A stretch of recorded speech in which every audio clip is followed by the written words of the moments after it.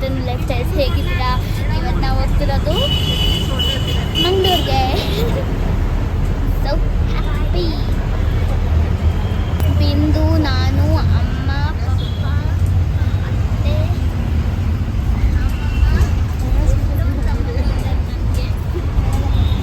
ಎಷ್ಟೊಂದು ಅಮ್ಮಮ್ಮ ಇದ್ದಾರಂತ ಅವರಿಗೆ. ನಾವು ಬಂದಿದ್ದು ಮಂಗಳೂರಿಗೆ. ನಮ್ಮ ಫ್ಯಾಮಿಲಿ ಎಲ್ಲನೂ ಒಂದು 10 ಜನ ಹೋಗಿದ್ವಿ ನಾವು. ಅಲ್ಲಿಂದ ಮಂಗ್ಳೂರಿಗೆ ಹೋದ್ಮೇಲೆ ಅಲ್ಲಿಂದ ಟಿ ಟಿ ಬುಕ್ ಮಾಡಿದ್ವಿ. ಸೊ ಬೆಳಗ್ಗೆನೇ ಹೋಗ್ಬಿಟ್ಟು ಅಲ್ಲಿ ಕಾಫಿ ಕುಡಿದ್ಬಿಟ್ಟು ನಾವು ಟಿ ಟಿಗೋಸ್ಕರ ವೆಯ್ಟಿಂಗ್. ಅಲ್ಲಿಂದ ಒಬ್ಬರು ಮನೆಗೆ ಇವತ್ತು ನಮ್ಮ ತಮ್ಮ ಎಲ್ಲ ಹೋಗ್ತಿದ್ದೀವಿ ಅಂತ ಮಂಗಳೂರಿಗೆ ಬಂದಿದ್ದೀವಿ ನಾವು. ಏನಕ್ಕೆ ಅಂತಂದರೆ ಮಂಗಳೂರಿಗೆ ಒಂದು ಪರ್ಸನ್ನ ನೋಡೋದಕ್ಕೋಸ್ಕರ ಬಂದಿದ್ದೀನಿ ನಾನು. ಈಗ ಬಂದು ಒಂದು ನಮ್ಮ ಫ್ರೆಂಡ್ ಅವ್ರ ಮನೆಯಲ್ಲಿ ಎಲ್ಲ ಫ್ರೆಶಪ್ ಆಗಿ ಇವಾಗ ಹೋಗ್ತಾ ಇದ್ದೀವಿ ಅಲ್ಲಿಗೆ. ತುಂಬ ವೇಟೆಡ್, ಅಲ್ಲಿ ಹೋಗಲೇಬೇಕು, ಆ ಪರ್ಸನ್ನ ನೋಡಲೇಬೇಕು. ಸೊ ಇನ್ನೊಂದು ಸ್ವಲ್ಪ ವೆಯ್ಟ್ ಮಾಡಿ ಯಾರ ಪರ್ಸನ್ ಅಂದರೆ ಅವ್ರನ್ನ ನೋಡೋದಕ್ಕೋಸ್ಕರ ಇಲ್ಲಿವರೆಗೂ ಬಂದಿದ್ದೀನಿ ನಾನು. ಫಸ್ಟ್ ಒಂದು ಸತಿ ನೋಡಿದ್ದೀನಿ, ಇನ್ನೊಂದು ಸತಿ ನೋಡಬೇಕು ಅಂತ ಬಂದಿದ್ದೀನಿ. ಹೇಳ್ತೀನಿ ಯಾರು ಅಂತ. ನನ್ನ ಜೊತೆ ಸಂದೀಪು ಇದ್ದಾರೆ, ಫುಲ್ ಫ್ಯಾಮಿಲಿನೂ ಇದ್ದಾರೆ, ಎಲ್ಲರೂ ಇದ್ದಾರೆ. ಇಂಟ್ರಡ್ಯೂಸ್ ಮಾಡಿಕೊಡ್ತೀನಿ ಆಮೇಲೆ ಎಲ್ಲರೂ. ಇನ್ನು ತುಂಬ ದೇವಸ್ಥಾನಗಳಿಗೆಲ್ಲ ಹೋಗಬೇಕು. ಎಲ್ಲ ಕಡೆ ಹೋಗ್ಬಿಟ್ಟು ಫಸ್ಟು ಆ ಪರ್ಸನ್ನ ಮೀಟ್ ಮಾಡಿಸಿ ಆಮೇಲೆ ಬೇರೆ ದೇವಸ್ಥಾನಗಳಿಗೆಲ್ಲ. ಬಾಯ್. ಸೊ ನಾನು ನೋಡಬೇಕಾಗಿದ್ದು ಪರ್ಸನ್ ಇವರೇನೆ, ಕೊರಗಜ್ಜ.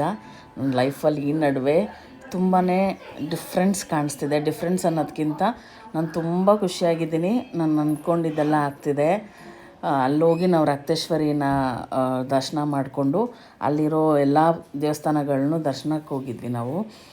ಕದ್ರಿಗೆ ಹೋಗಿದ್ವಿ, ಮತ್ತು ಒಂದು ಮಹಾಲಕ್ಷ್ಮಿ ದೇವಸ್ಥಾನಕ್ಕೆ ಹೋಗಿದ್ವಿ, ಮತ್ತು ಒಂದು ಕಾಳಿ ದೇವಸ್ಥಾನಕ್ಕೆ ಹೋಗಿದ್ವಿ. ತುಂಬ ಟೆಂಪಲ್ಗಳಿಗೆ ಹೋಗಿದ್ವಿ. ಅಲ್ಲಿಂದ ಒಂದಿನ ಫುಲ್ ಟೆಂಪಲ್ ರನ್ ಮಾಡಿದ್ದು ನಾವು.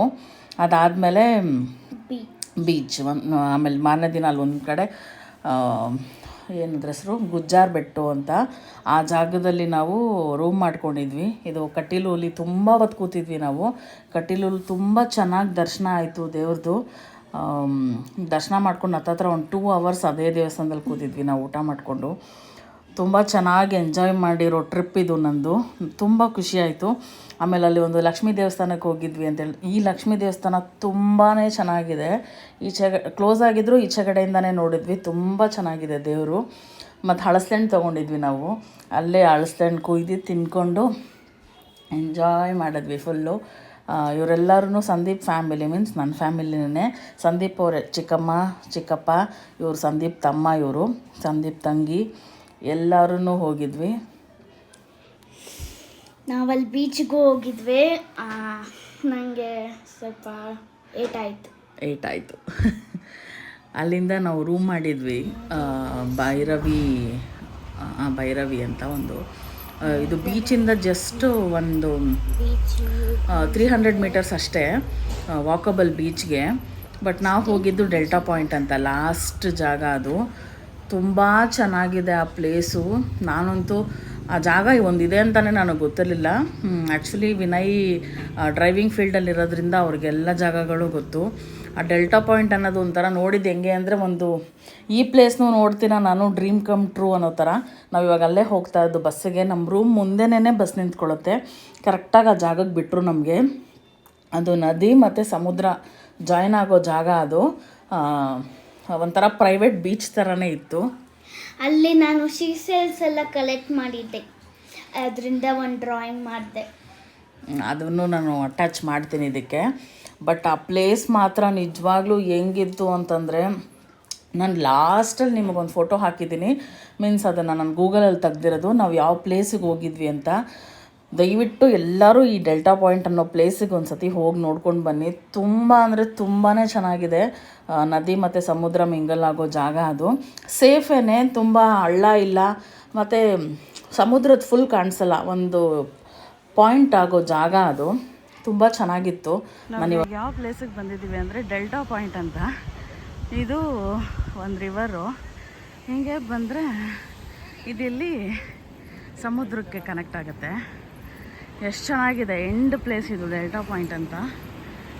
ಏನೋ ಹೂಡೆ ಹತ್ರ ಸ್ವಲ್ಪ ಮುಂದೆ ತುಂಬ ಚೆನ್ನಾಗಿದೆ ಈ ಪ್ಲೇಸು.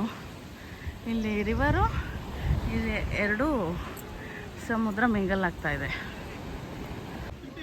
ಚೆನ್ನಾಗಿ ಎಂಜಾಯ್ ಮಾಡಿದ್ವಿ. ನನ್ನ ಕೈಗೆ ಏಟಾಯಿತು, ಹರ್ಟ್ ಆಯಿತು.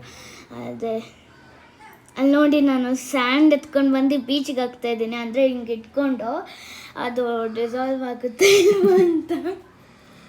ನಮ್ಮ ತನ್ವಿ ಅಂತೂ ಅಲ್ಲಿ ಆಟ ಆಡೋದಕ್ಕಿಂತ ಬರೀ ಕಪ್ಪೆ ಚಿಪ್ನ ಆಯಿಸ್ಕೊಂಡು ಬರೋದೇ ಆಯ್ತು ಅವಳ್ದು. ಬಟ್ ಏನೂ ಮಾಡೋಕ್ಕಾಗಲ್ಲ, ನೀರಲ್ಲಿ ಆಡ್ಬೇಕಾದ್ರೆ ಸ್ವಲ್ಪ ಒಂದೆರಡು ಬೆರಳಿಗೆ ಹರ್ಟ್ ಆಯಿತು, ಸ್ವಲ್ಪ ಕುಯ್ಕೊಂಡಂಗೆ ಆಯಿತು ಅವಳಿಗೆ. ಪರವಾಗಿಲ್ಲ. ಅದಾದಮೇಲೆ ಸ್ವಲ್ಪ ತುಂಬ ಹತ್ತಲು.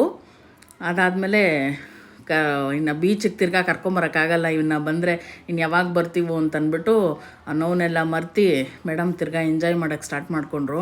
ಬಟ್ ಅಲ್ಲಿ ಹುಡುಕ್ತಾ ಇದ್ದಿದ್ದು ಬರೀ ಕಪ್ಪೆ ಚಿಪ್ಪು ಆರಿಸ್ಕೊಂಡು ಒಂದು ಬೌಲ್ ಫುಲ್ ಪಾಪ ಹುಡುಕಿ ಇಟ್ಟಿದ್ಲು. ಆಮೇಲೆ ಟೈಮ್ ಆಯಿತು ಅಂದ್ಬಿಟ್ಟು ಅಲ್ಲೇ ಮರ್ತು ಬಂದ್ಬಿಟ್ಲು. ಅದಕ್ಕೊಂದಷ್ಟು ಹತ್ಲು, ನಾನು ಕಪ್ಪೆ ಚಿಪ್ ಬಿಟ್ಟು ಬಂದೆ ಅಂತ. ಅಲ್ಲಿ ಚಿಕ್ಕ ಚಿಕ್ಕದು ಕಪ್ಪೆ ಚಿಪ್ ಮುಚ್ಚಿರೋದೆಲ್ಲ ಇತ್ತು, ಮತ್ತು ಒಂದು ಶೀಶಲ್ಲಿತ್ತು, ಅಂದರೆ ಶಂಖ ಥರ. ಅದನ್ನು ನನ್ನ ಅತ್ತೆ ಬಿಂದು ಎತ್ತಿದ್ರು. ಸೊ ನಾವು ಅಂತೂ ತುಂಬ ಚೆನ್ನಾಗಿ ಎಂಜಾಯ್ ಮಾಡಿದ್ವಿ. ನಾನಂತೂ ಬೀಚಲ್ಲಿ ಕೂತ್ಕೊಳ್ಳಲ್ಲ ಅಂತಲೇ ಅಂದ್ಕೊಂಡೆ ಹೋದೆ, ಬಟ್ ಎಲ್ಲರೂ ಇದ್ರಲ್ಲ ಅಂದ್ಬಿಟ್ಟು ಎಂಜಾಯ್ ಮಾಡಿದ್ದಾಯಿತು. ಸ್ವಲ್ಪ ನನಗೂ ಹೆಲ್ತ್ ಸ್ವಲ್ಪ ಡೌನ್ ಆಗಿತ್ತು. ಒಂದು 2-3 ದೇವಸ್ಥಾನ ನಾನು ಕವರ್ ಮಾಡೋಕ್ಕಾಗಿಲ್ಲ. ಇವ್ರಿಗೆ ರೇಗಿಸ್ತಾ ಇದ್ದಾರಲ್ಲ ಏನೋ ಸಿಕ್ತು ಕೆಳಗಡೆ ಅಂತ ಅಂದ್ಬಿಟ್ಟು. ಸೊ ತುಂಬ ಚೆನ್ನಾಗಿ ಈ ಟ್ರಿಪ್ನ ಮಾತ್ರ ನಾನು ತುಂಬ ಚೆನ್ನಾಗಿ ಎಂಜಾಯ್ ಮಾಡಿದೆ. ಒಂಥರ ಖುಷಿಯಾಗಿದ್ದು ಟ್ರಿಪ್ ಇದು. ನಾನು ಮೊದಲು ಆಫೀಸ್ ಡೇಸಲ್ಲಿ ಹೋದ್ಮೇಲೆ ಅಷ್ಟು ಬ್ರೇಕ್ ಆದಮೇಲೆ ತುಂಬ ಎಂಜಾಯ್ ಮಾಡ್ಕೊಂಡು ಬಂದಿದ್ದು ಟ್ರಿಪ್ ಇದು. ಸೊ ಡೆಲ್ಟಾ ಪಾಯಿಂಟ್ ಅಂತ ಎಲ್ಲರೂ ಹೋಗಿ ಆ ಜಾಗಕ್ಕೆ, ತುಂಬ ಖುಷಿಯಾಗತ್ತೆ.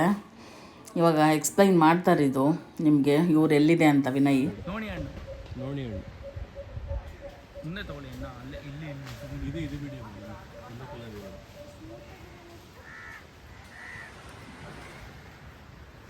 ಸಂಬೂರ್ ಸೈಬ್ ಓರು ಚಲ್. ಎಲ್ಲಿ ಕರ್ಕೊಂಡ್ಬಂದಿದ್ದೀರಾ ವಿನಯ್ ಇವತ್ತು ನಮಗೆ? ಇವತ್ತು ಮಲ್ಪೆ ಬೀಚಲ್ಲಿ ಇದ್ದೇವೆ. Delta point, Malpe delta point, ಸಮುದ್ರ ಮತ್ತೆ ನದಿ ಸೇರುವಂಥ ಜಾಗ. ಈ ಕಡೆ ಏನು ಕಾಣಿಸ್ತಿದ್ಯೋ ಅದು ನದಿ. ಬ್ಯಾಕ್ಗ್ರೌಂಡಲ್ಲಿ ತೋರಿಸಿ, ಅದು ನದಿ, ಇದು ಸಮುದ್ರ. ಈ ಕಡೆಗೆ ಈ ಸಮುದ್ರ ಮತ್ತು ನದಿ ಸೇರಿಯೋ ಪಾಯಿಂಟ್ನ ಡೆಲ್ಟಾ ಪಾಯಿಂಟ್ ಅಂತಾರೆ. ಇದು ಉಡುಪಿಲಿದೆ. ದಯವಿಟ್ಟು ಎಲ್ಲರೂ ಬನ್ನಿ, ತುಂಬ ಚೆನ್ನಾಗಿದೆ ಜಾಗ, ತುಂಬ ಸೇಫ್ ಇದೆ, ತುಂಬ ಎಂಜಾಯ್ ಮಾಡ್ಬೋದು. ಎಲ್ಲರೂ ಬನ್ನಿ. ನಾವು ಎಂಜಾಯ್ ಮಾಡಿದ್ವಿ. ನಾವು ಥ್ಯಾಂಕ್ಸ್ ಹೇಳ್ಬೇಕಂದ್ರೆ ವಿನಯ್ಗೆ ಇವತ್ತು, ಇವರು ನನ್ನ ಮೈದಾ, ಇವ್ರಿಗೆ ತುಂಬ ಥ್ಯಾಂಕ್ಸ್ ಕರ್ಕೊಂಬಂದಿದ್ದಕ್ಕೆ. ಇವರು ತಂಗಿ, ಇವ್ರು ಯಾರೋ ಗೊತ್ತಿಲ್ಲ. ಇದು ನೋಡಿ ಹಣ್ಣು, ನೋಡಿ ಗಿಡ ಸಿಕ್ತು ಇಲ್ಲಿ, ಎಷ್ಟೊಂದು ಹಣ್ಣು ಬಿಟ್ಟಿದೆ ನೋಡಿ. ನಾವು ಹೋಗಿದ್ದ ಜಾಗ ಇದೆ ಡೆಲ್ಟಾ ಪಾಯಿಂಟ್. ನನ್ನ ಮಗಳು ಏಟ್ ಮಾಡ್ಕೊಂಡಿರೋದು. ಬಂದಮೇಲೆ ಅಷ್ಟರಲ್ಲಿ ಡ್ರಾಯಿಂಗ್ ಮಾಡಿರೋದು.